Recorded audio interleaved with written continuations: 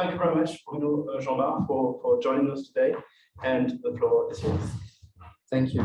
I tried to give you a less academical point of view, but a more professional and practical point of view of what we're living in political campaign and during election time, as now in France. Just to say that, first of all,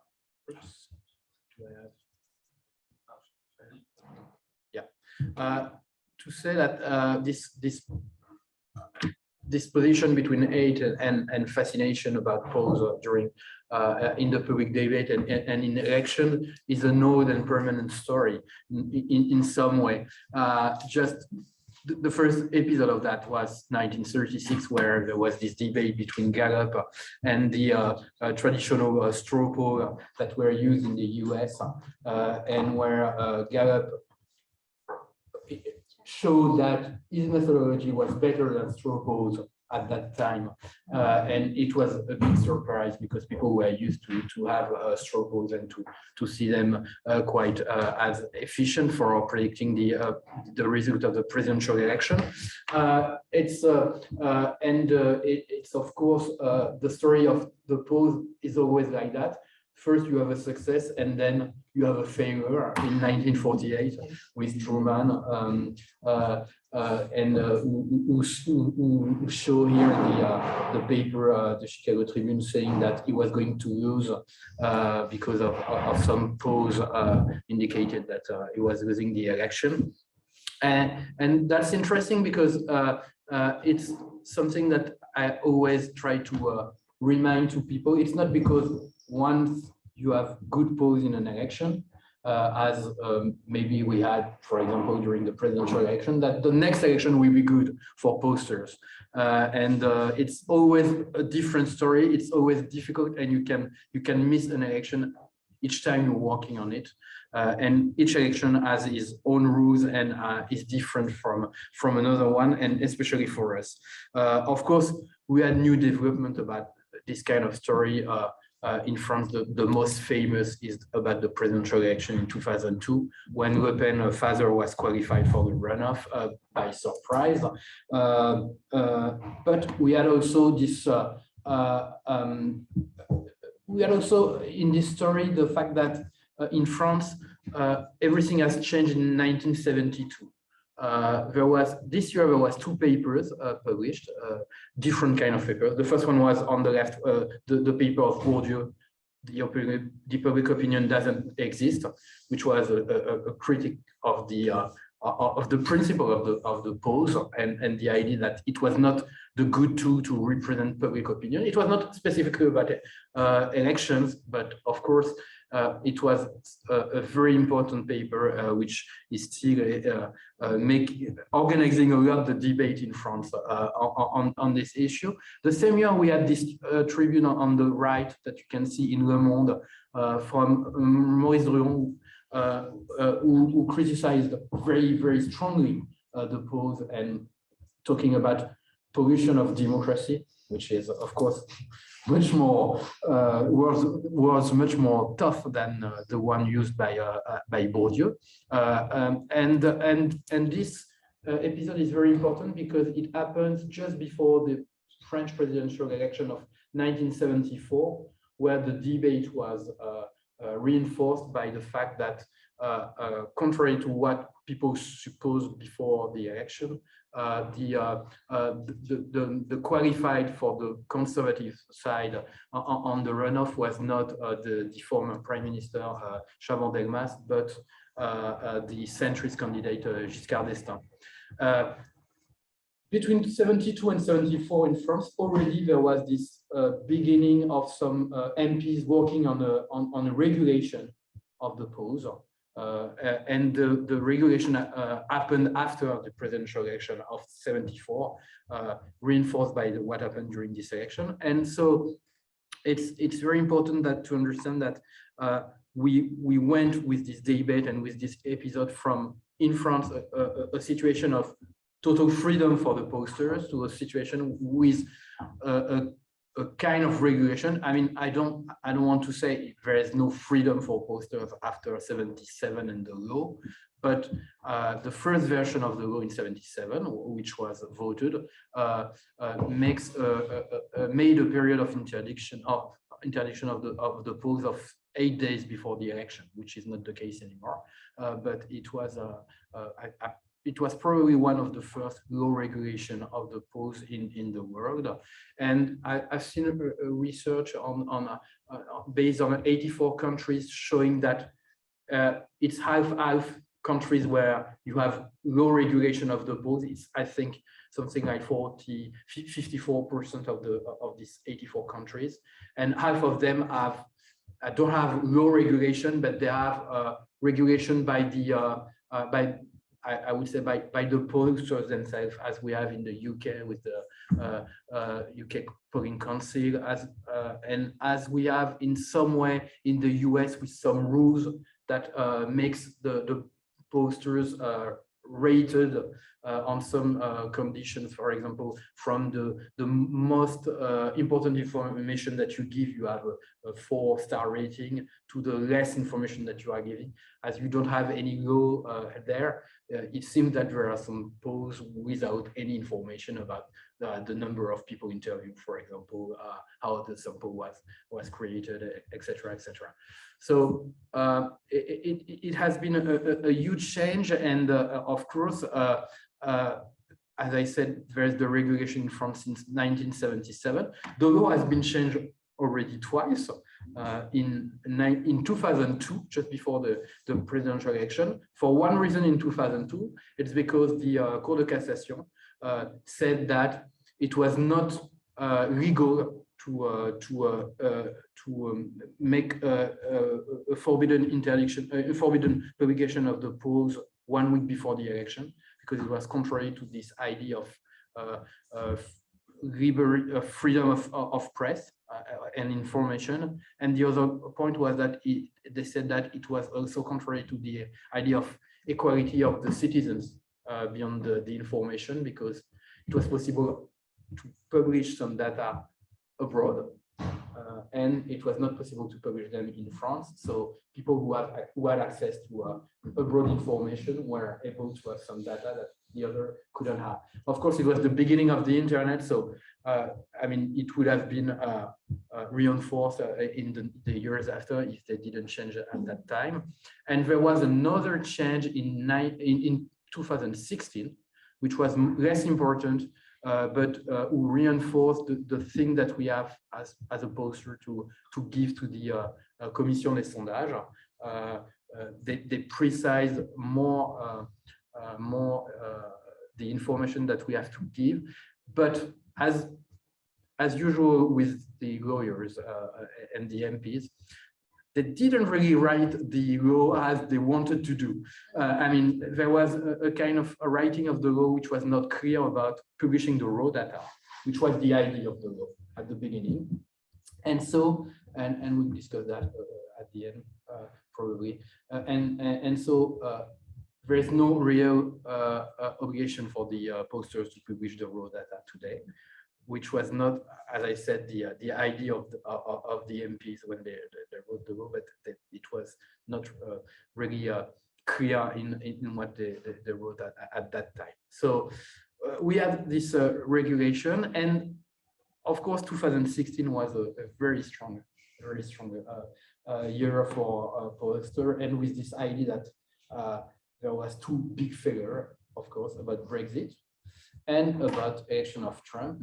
And as both of them had international impact, it was really seen by many countries. I mean, when you miss, and that's probably unfair, but when you miss the election in the Netherlands or in Spain, it's not the same than when you miss it in the US, or in the case of the referendum on Brexit. So that's also clearly has been a very strong year with a lot of debate about polling. What is interesting on that point is that we can discuss about the real failure or not about polling these years. If I show you, for example, just this one, which is the average polling on Brexit. You can see that the data at the end remain 48 with 46. If you think about the idea of margin of error, I'm not sure that it's a real big miss about the polls. Actually, it's not a so big miss than, for example, we had in 2002 in France when we missed Le Pen on the second round. And probably it's interesting to see that even if you discuss about margin of error, it's difficult to make people understand that it exists and it's important. It's a bit the same about Trump election. I mean, if you look at the national polls, they were quite accurate about the difference between Clinton and Trump at the national level. The problem was that in some swing states, the polls were really, really awful. And especially in the northeast of the country, Michigan, or this kind of states where there was a clear advance for Clinton, which did not happen, and where Trump won by a small margin at the end. So come back to this one. There was really after 2016 a huge crisis of confidence in data, in pundits, and clearly we saw that in France as a professional during the 2017 election. We had a lot of work to do to convince people that after missing Brexit, after missing Trump, we would not miss Le Pen. And the thing was, we were pretty sure not to miss Le Pen. And that she was not going to be elected, but clearly there was really no truth on that. Probably, I mean, I had a lot of meetings with investors at that time during the campaign, and each time it was the same question: are you going to miss Le Pen? They were very, very afraid. Which is interesting is that was not the case in 2022. In 2022, there was not this idea of you're going to miss Le Pen. I don't know if it's because 2016 is now quite far away. We had the 2020 election in the US, which was where the polls were not very good, actually, because the miss of the national poll on Trump was more important than in 2016. But by chance, the result was the same. I mean, all the polls said that Biden would be elected. The difference in the margin between Trump and Biden was worse in the polls than in the real vote. I mean, they were predicting something like 7 or 8 points of difference. It was quite less. But as it was the good result, there was not a lot of discussion about the quality of polls, and probably it had an impact. But so it's interesting because we have always to deal with this crisis now of confidence on polls. It's different from an election to another one depending on the period and on what happened quite recently on the main election in the world. But it's something that we have to take in account and to deal with. As posters, we have multiple ambiguous relationships when we are working on an election. The first one is we have a very ambiguous relationship with the media in some way. I just show you. Sorry, it's in French, but you can see here on the left it's the popularity tracking of Le Point, a French magazine, and they work with Ipsos. And in the same magazine, on the right, you have a very tough article on Ipsos, the company, by Le Point. And they were crushing them. I mean, it was really, really, really terrible. And so when I saw that, I said, okay, they are working with Le Point for 30 years now. And they are publishing in their newspaper this story, which clearly is not really interesting in some. I mean, it's interesting for us as professionals, but I don't really understand why is it interesting for most of the people who are reading Le Point. It's an internal story about Ipsos, about the succession of the founder Didier Truchot.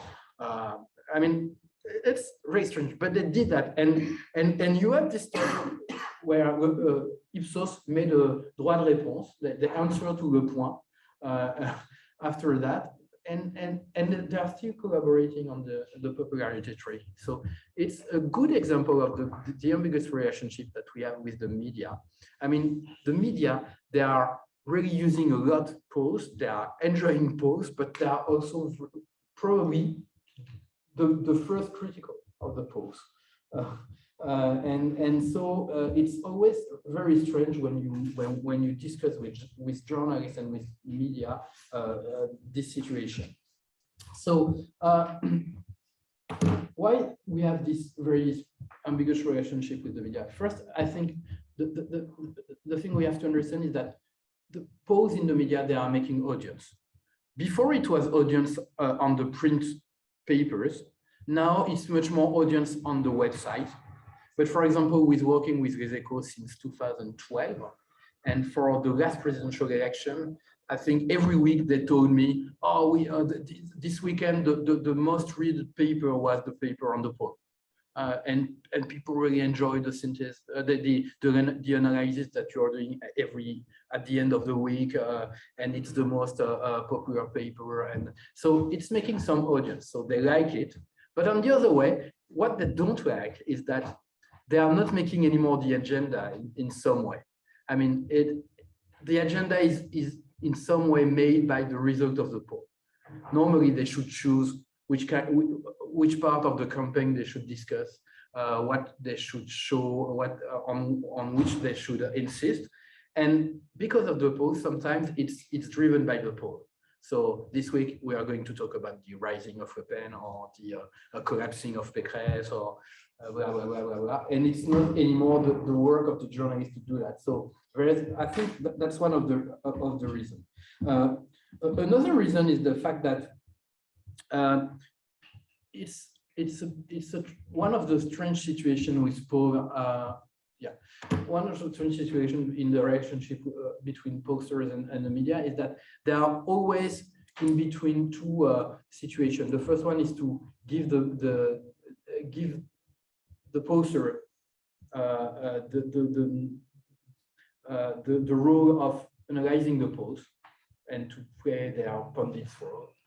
And on the other side, they are also trying to do themselves the analysis, and they don't know what they should decide on that. Is it the posters who should be the expert on the campaign, or is it the journalist who is following the campaign who should be the expert? And there's always this tension between both. I know that in some British media, they have some very specific rules about how you have to comment a poll. And for example, it's the role of the journalist to do that. I think on the BBC, they have that in their own chart. We don't have that in France. And so it's interesting to see that there are always, you have always this tension between both. And I would say that the last point which explains this ambiguous relationship is how we cover the poll between this idea of the horse race. We are only talking about the voting intentions and who is leading the race. And also about the fact that you have to cover the campaign differently than only talking about the polls and who's leading the race. And one of my concerns as a pollster is that when I work with media during a campaign, I see more and more paper about the horse race and less about the campaign and what's going on in the campaign.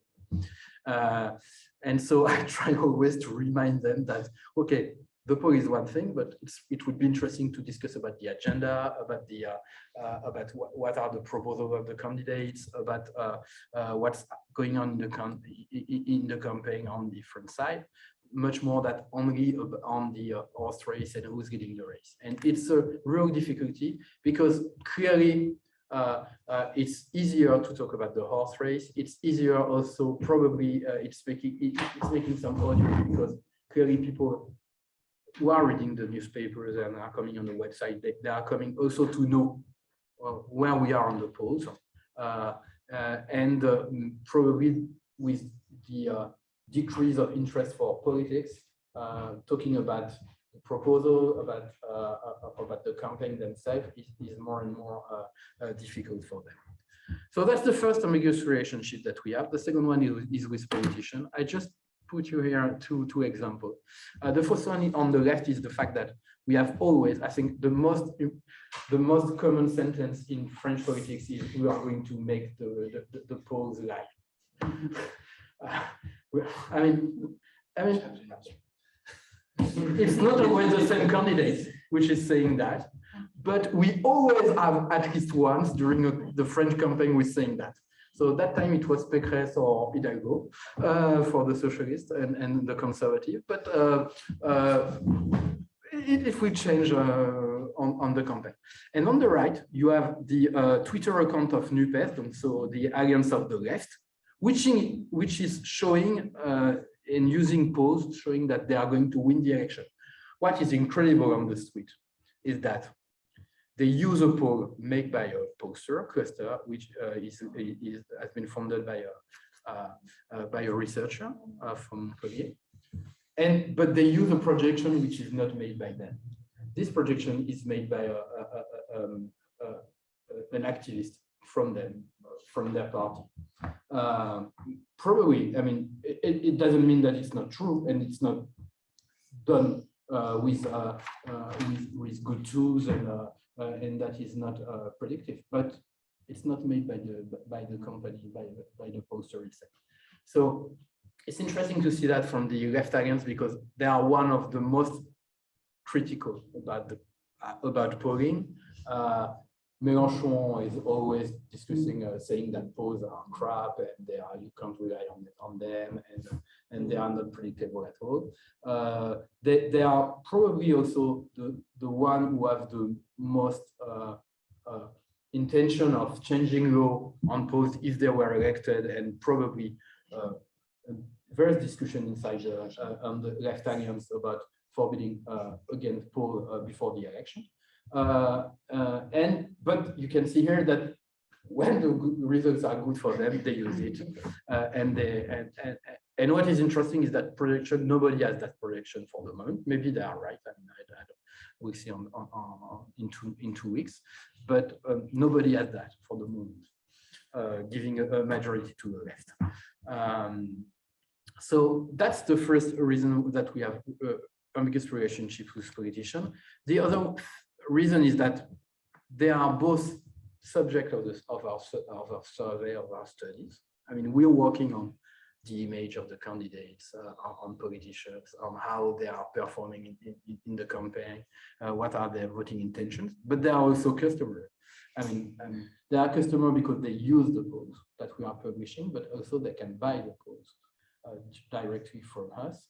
And that's one of the issue which make, of course, as a professional, something very strange when we're working on election, is that in France we are both doing voting intentions for the media and working and selling polls to the candidates. And I mean, there's always this problem of neutrality that we have. Of course, in France, the polling company used not to be affiliated to one political side, as it's the case mainly in the US. You are conservative pollster or democratic pollster, mostly. But of course, you don't have exactly the same level of clients on both sides. I mean, some are more working with the left, more working with the conservative, or more working with Macron's party.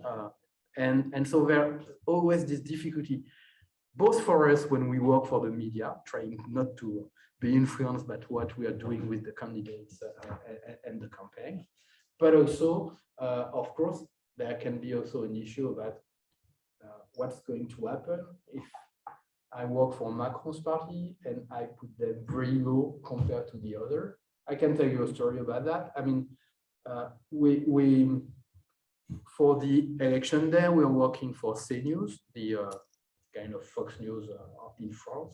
So it was the TV where Zemmour was working before he was candidate to the presidential election.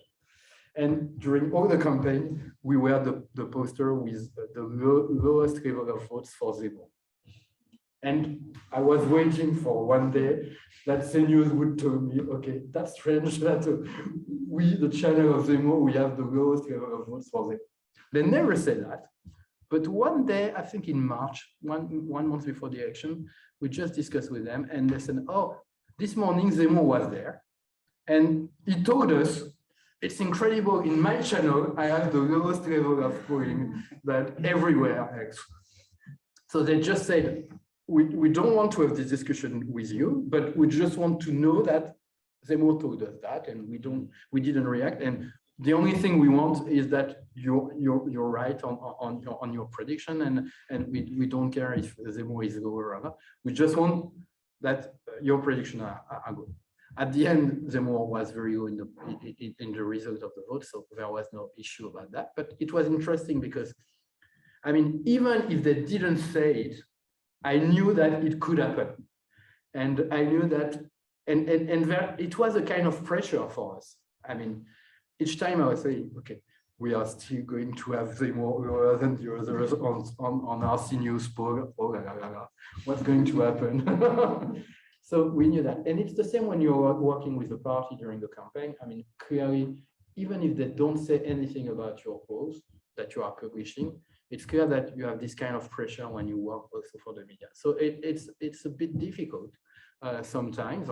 And it's clearly, and sometimes clearly, it was not the case this year for us, but it happened in my professional life that I had some calls from the candidates saying that they were not really happy about the result of the poll that we are publishing and blah, blah, blah. And so, and some of them are able to put you a lot of pressure on what you're publishing and the fact that it could have some impact on how they would choose the company with who they will work in the campaign. So that's clearly one of the situations that we have to deal with. And the last ambiguous relationship is with voters. I mean, because we need the voters. I mean, if they are not there, if they are not answering to our polls, we were not able to do some polls. I mean, maybe in Australia we can do that, but I'm joking. No, but clearly we need the people to have at least some confidence in posters if we want them to participate and to answer to the polls. But on the other way, we know that the polls have some influence. They have some influence. And I think that the Austrian presentation was very interesting because it showed that the main influence is about the media debate and the political environment. I was really interested by the fact that I think that probably the most important goal of course was to be designated as the candidate of the party in this operation. And for someone who was very young and very new, probably it was difficult to have the nomination of the party. And clearly it works on that. I don't know if it worked on the influence of the voters because maybe it's something else that happened at that time, but we know that we have some influence and we have to deal with that. We know that the influence is not so strong. It exists, but it's not so strong. But for example, this week we have seen that in our indicators about the parliamentary election in France, we have a decrease of the number of people who think that Macron will get a majority. And we know that this decrease comes from the fact that this week there are some polls saying that he will not have an overall majority. But the decrease is only for 5 points. So it means that we were at 51 1 week ago, we are at 46. And most of the polls are now saying that it's not sure that he's going to have the majority. So it shows that there is some influence, but not probably on all the voters, because not all the voters have seen the polls and have interpreted that that is not going to have a majority. So, so it's a difficult thing to deal with because, of course, it makes the question about internet polling now because we use access panel and the fact that, of course, with access panel, there is a risk of having some professional answer to people who are answering to the poll. We know it's not really true because I mean the change in the panel is much more important than people think. In some online panels, the duration of life of a panelist is 6 months. So it helps us clearly, but there is this difficulty in this risk, and there is this problem that we have to deal with. So how to deal with that? And I think the best way to do that as a poster is to try to explain better what we do. The first thing we have to explain is that it's more and more difficult to do some polling. And polling today is much more difficult than it was in the past. And clearly, there is less and less people available to be polled. And we can see it clearly in some results here that we have done by the Pew Research Center at every election in the US. So now we have the data only until 2012 on this graph, but you can see that the response rate has decreased in 15 years from 36% to 9%.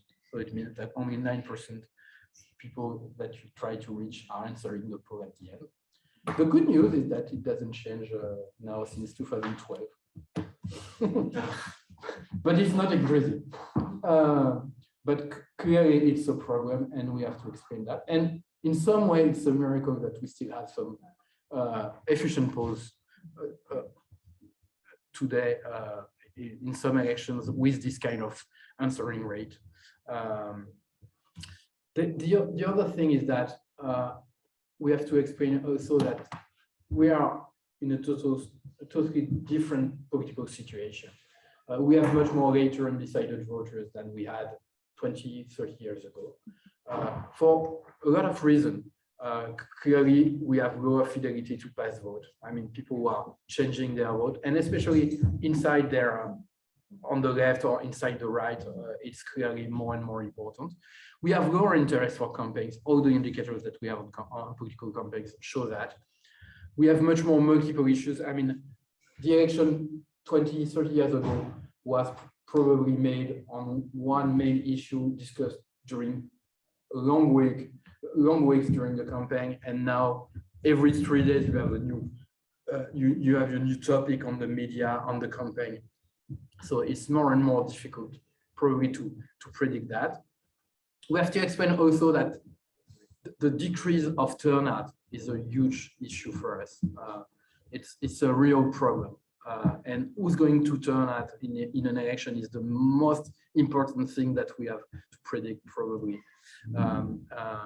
And that the traditional likely voters model are really needed to be updated now. The point is that what I see as a poster is that it's not only about predicting the turnout. I mean, predicting the turnout is still possible, and we were able to predict quite close from the final turnout on the presidential election 2 months ago. But the problem is that even if you have the real level of turnout, we are not sure that in our polls, people who are identified as people who are going to turn out are really the one who are going to turn out. And on that, we had the example of the regional election 1 year ago in France, where we were predicting that we will have a very low turnout, an historical low turnout. But clearly, we didn't see in the polls the impact of that on the level of votes for the national rally, which was clearly lower than expected because of that. Because at one moment, you may have the you may see that the young people, the popular classes will not turn out, but it can be in the polls balanced and shifted by the fact that we have some good political mobilization on the far-right voters, and you miss the point. And that's what happened 1 year ago. And that's why, for example, I'm quite worried about Sunday, because we still have a very high level of votes for the national rally. I think it's 18% or 19% in our last poll that will be published tomorrow. But it's very high, probably, if we have a low turnout as we expect, which is only 45% in our prediction for the moment. I think we have also to remind that, which comes from a research for Jennings and Resian. They have worked on polling on elections on many countries, and here you have the predictability of the polls from 200 days before the election to the day of election, and I always use that figures before 50 days before the election. Don't trust the polls. And that's the main observation that I've made. Before 50 days, it's still very far away from the final result. At the end, there's still a difference, but we can see that you are between 1 and 2 points, which is probably at the end the fact that it's only a poll. You have margin of error, etc., etc. But so before 50 days, never trust the poll. And I try to use that, but it's very difficult to make people understand that. Both politicians and the media, they have real difficulties to understand that. And that's something that we have to work on it. We have also to try not to focus on voting intentions. So that's why we have decided at OpinionWay. We never do a research with only voting intentions. So in all our tracking about elections, we have a lot of questions. Question about the main issue, question about here it's for the legislative election. We have do people want Macron to have a majority or not? Do they think Macron will have a majority? Are they interested by the campaign, etc., etc.? So it's very interesting to have that, and it's very important. And for example, last week we were able to convince Les Echos not to make the paper on the voting intentions, but on the interest of the campaign. And the title of the article was about the fact that people were not interested by this campaign. So that's, I think, something very important, because it helps us to really to cut this rally on the horse race only in the media, which is a huge problem. Always use trends better than isolated data. So here we have compared the data that we have on the main issue, both from presidential elections since September until today in the parliamentary election. And so I think it helps people also, these trends I mean, it's clear that when you see that, you know that purchasing power is the main issue in the country. I mean, you can have so many polls during so many weeks with this highest level. And it's interesting to have these trends, because it happens that sometimes you have a strange poll 1 week. I mean, it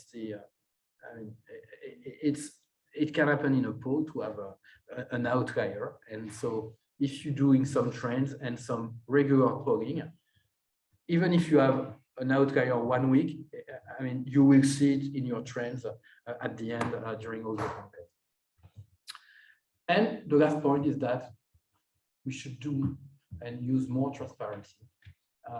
I told you that they wrote the law in 2016 in a way that it makes possible for the polling company not to publish their raw data. We have decided since 2012 to publish our raw data in our paper for the Commission des Sondages. So that's the kind of tables that you can find in our on the Commission website. We are the only one to do that. I would really like the other to do that, because I think it's good to do that. I mean, first, because it explains how we are working.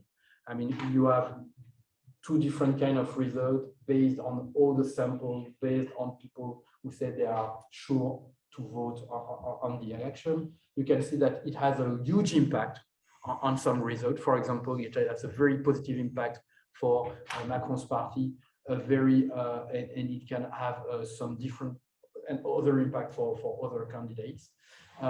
It can show you also that, I mean, we publish one result, but there is a lot of different possible results based on the different weighting that we can use. Here you have the weighting with only the demographics, with the presidential election first round, and with presidential and parliamentary election of 2017. And it makes sometimes the results quite different. If you look at what's going on with the Macron's party, it can go from 20, if we only take the people who are sure to vote, I mean, we have a result at 25 and we have another one at 30. So, I mean, the difference is huge, and it's and we don't know which one is going to be the good one next on Sunday. So, and you have the opposite for the left alliance. So I think it's very important. I think if you want people to trust you more, you need to show them more data. And our bet in 2012, when people, the main idea of people who are of the other company who don't want to publish it is that they say it's going to be too complicated for people. There will be huge debates and polemics about the result and why you cheat. We do that since 2012. We never had any question about that. And it's very funny because I have a discussion with a politician 1 week ago, and he said, "Oh, we don't understand your methodology. How do you do that? How are you doing your projection?" And I told him, "Okay, we are the only one who are showing the tables. So go on the website of the Commission, you will see it. And we are the only one also who are publishing a methodology for our projection of the seats of the Parliament. If you look at the other company, they don't publish anything. So it doesn't mean that our methodology is better than the other, but we are trying to explain how we do that and how we proceed. But what is interesting is that there was no debate about the fact that we are publishing. I never saw someone saying, okay, they have published, for example, 26 for the left alliance, but look, they are only at 23 if you take this weighting. No, people, I mean, probably the only people who use that are researchers, I guess. I'm pretty sure that even the journalists that don't go and see that and look at that. But I think it's a good way to try to explain better that what we are doing in campaigns and to help people to understand better and to have a less passionate debate about polling during a political campaign. Because I think that at the end, there is two things that we have to understand. First, there will be no more world without polling. I mean, this idea that we could do without polling in political campaigns, it's not true. I mean, most of the country, they will never make an interdiction of the polls during campaign. And even with countries that have interdiction of the polls, it's more and more difficult to make efficient because of the internet, because of the fact that the information is circulating more and more on the social media. And so, for example, with countries where you have 2 weeks of interdiction before the election, most of the time you can see some figures going on the social media, and you can find some results of the polls. That's the first thing. And the second thing is that, of course, I mean, it's difficult to do polling, as I said. It's not perfect. There are some failure, and each election is a new bet for us and a new risk of missing the election. But I think for the moment, it's the best tool that we have to try to know exactly what's going on in a campaign and in an election. And I think it's still a tool which is very, very useful for a lot of people at the end to look at what happened during a campaign. Is there someone who changed or not the race? Is there something who had an impact on the election? And if you don't have polls, you can't have a part of the story of the campaign. It's not the only story, but it's also showing a part of the story. So I think we will have to deal with polls anyway in the campaign in the future. So the idea is to try to find a way to have probably a less acceptable debate about it and a better usage of it during the campaign.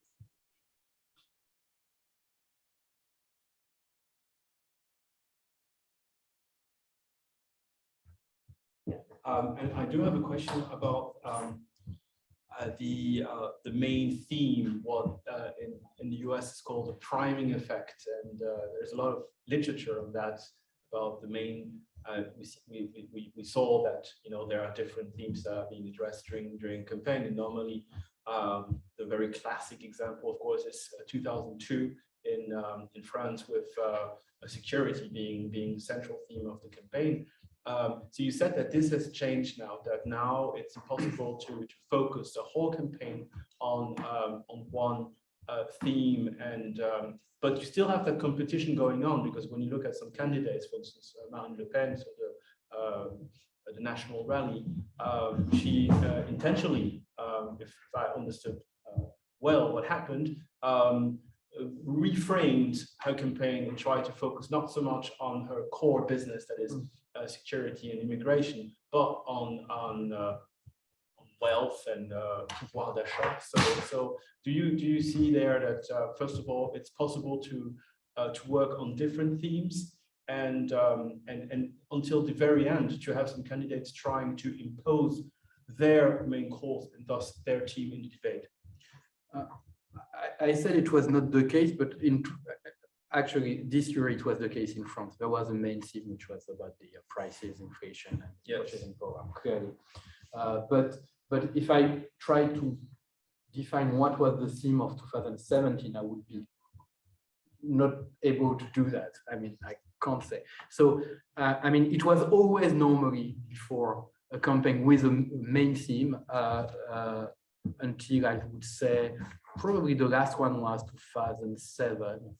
Now it's not always the case, but 2022 was a campaign with a main theme, and it's still the same theme for the parliamentary election, even if it's not the same situation, and it's people are not following the campaign like they are following a presidential campaign. So I think it's still possible. I think clearly, I don't know.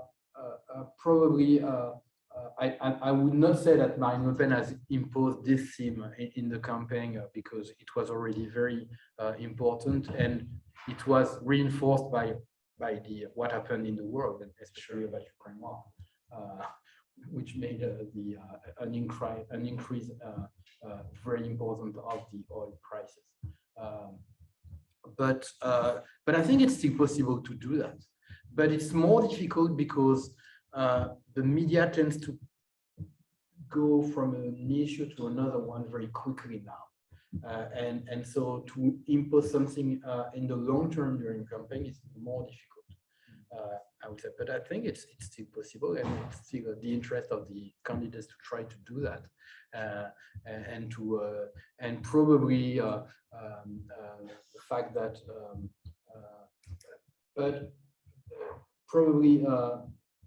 the fact that you're able to do that is a key of success for a political campaign, and it's still a key of success.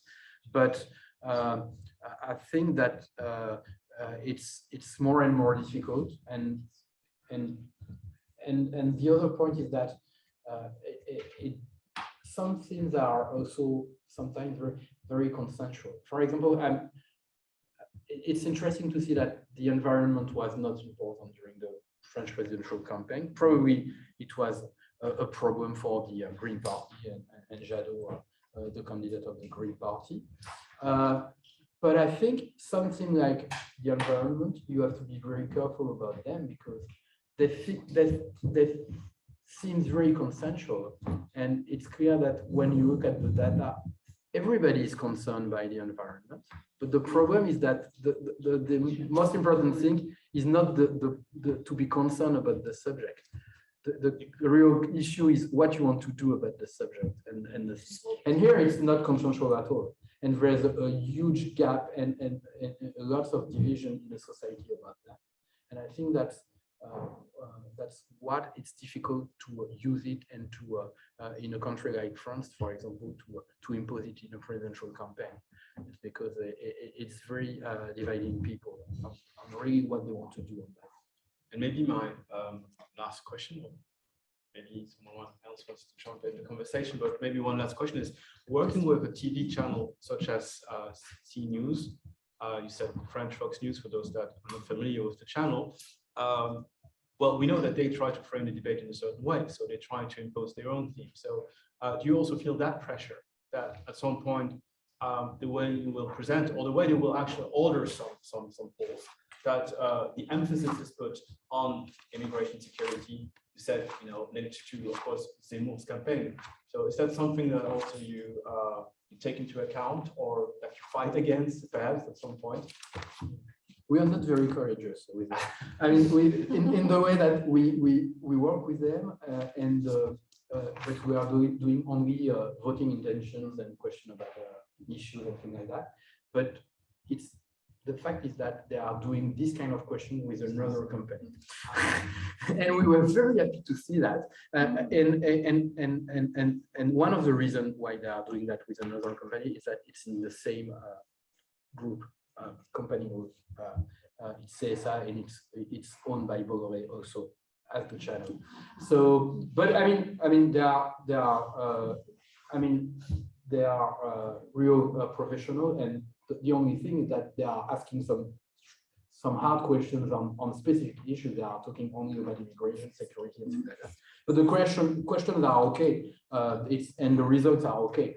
So we had this chance, and we are pretty looking at being able to continue like that with them. Because voting intentions, it's easy in one way. I mean, you can feel the pressure of that because Zemmour was candidate. It was, of course, an issue for us. But in some way, it's easy because, I mean, it's only, you don't have any question about how you are going to write the question about voting intention. You just ask people for who they are going to vote. I mean, there's no a lot of way to do it. Yeah, but the hypothesis about who you put in the question, especially in the second round, when you test an hypothesis which is completely not possible given the result of the first round intention. You have done that very cautiously with at Czech. You have the 44 waves with CNews, and until never the end, never with Zemmour. Never with Zemmour. Other of your colleagues, they tested up until the end Macron Le Pen, Macron Zemmour, Macron Pécresse, and Macron Mélenchon. Yeah, I think we had Macron Le Pen and Macron Pécresse a bit at the beginning in January, but very quickly we withdrew Pécresse, and we try not to have other hypotheses. It's true that we have to deal with that, but it was quite easy in this campaign because we had Zemmour lower than the others, so there was no reason to test it. To test him on the runoff, and the other point is that Mélenchon rose very late in the campaign. So, but that was the question at the end: should we ask about Mélenchon? But we decided to be very stable, and at the end it was Macron against Le Pen, so it was okay for us. But clearly, it's an issue with a channel like that. But what is interesting with this case is that they never said anything about our polls. They never asked anything. We did exactly what we wanted to do, and there was no pressure from both the journalist or the direction of CNews on that, which was a question that we had when we decided to work with them at the beginning, especially when Zemmour was declared a candidate, and probably I would say that they were the nicest channel with who I work. I work with BFM, I work with France Télévisions, I work with TF1, and the easiest was to work with CNews. That's recorded. No, it's true. And the other point that we decided not to go too often. We went to comment the polls on the news in the morning, but we tried not to go in the debate broadcast with Pascal Pro and things like that, where it's no more about analysis but much more about debate and clash.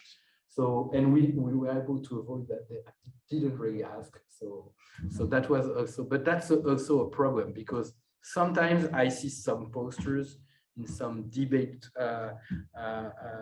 broadcast, which is, I think, not really the place where we should be and we should go.